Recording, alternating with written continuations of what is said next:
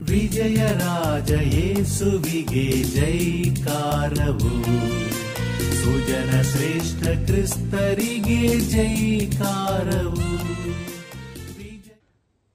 ವಿಜಯರಾಜ ಯೇಸುವಿಗೆ ಜೈಕಾರವಂ, ಸುಜನ ಶ್ರೇಷ್ಠ ಕ್ರಿಸ್ತರಿಗೆ ಜೈಕಾರವಂ.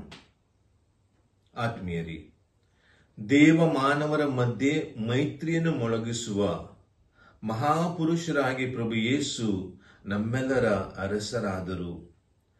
1925ನೇ ಇಸವಿಯಲ್ಲಿ ವಿಶ್ವಗುರು 11ನೇಯ ಪಯಸ್ರವರು ಪ್ರಭು ಯೇಸು ವಿಶ್ವದ ಅರಸ ಎಂಬ ಸಂದೇಶವನ್ನು ಸಾರಿದರು.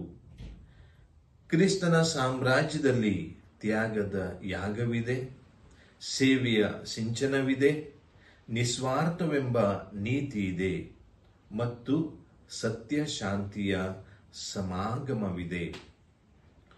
ನವೆಂಬರ್ 23, 2025 ಭಾನುವಾರದಂದು ನಾವು ಕ್ರಿಸ್ತ ರಾಜ್ಯರ ಮಹೋತ್ಸವವನ್ನು ಆಚರಿಸಲಿದ್ದೇವೆ.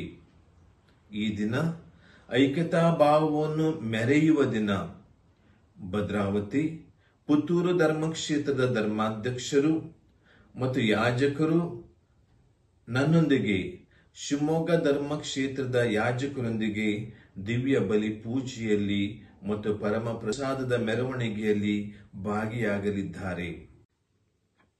ಅಂದು ಯೇಸುವಿನ ಪವಿತ್ರ ಹೃದಯ ಪ್ರಧಾನಾಲಯದಲ್ಲಿ ಸಂಜೆ 4:15 ಗಂಟೆಗೆ ಜಪಸರ, ತದನಂತರ 5:15 ಗಂಟೆಗೆ ಸಾಂಭ್ರಮಿಕ ದಿವ್ಯ ಬಲಿ ಪೂಜೆಯಲ್ಲಿ ಭಾಗವಹಿಸೋಣ.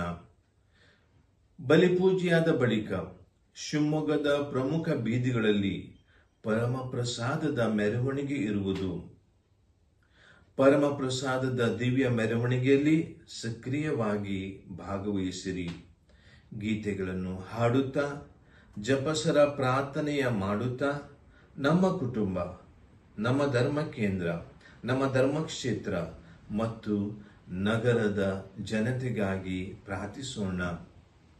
ಬನ್ನಿ, ಒಟ್ಟಾಗಿ ಪ್ರಭುವನ್ನು ಅರಸನೆಂದು ಸ್ವೀಕರಿಸೋಣ. ಆತನ ರಾಜ್ಯದ ಯೋಗ್ಯ ಸದಸ್ಯರಾಗಿ ಬಾಳೋಣ. ನಿಮಗೆಲ್ಲರಿಗೂ ಕ್ರಿಸ್ತ ರಾಜರ ಹಬ್ಬದ ಶುಭಾಶಯಗಳನ್ನು ಕೋರುತ್ತೇನೆ. ಭಗವಂತನ ಅನಂತ ಆಶೀರ್ವಾದ ನಿಮ್ಮ ಮೇಲಿರಲಿ. ಡುಮಿಂಗ್ ಡಯಸ್, ಪ್ರೇಷಿತ ಆಡಳಿತಾಧಿಕಾರಿಗಳು, ಶಿವಮೊಗ್ಗ ಧರ್ಮಕ್ಷೇತ್ರ.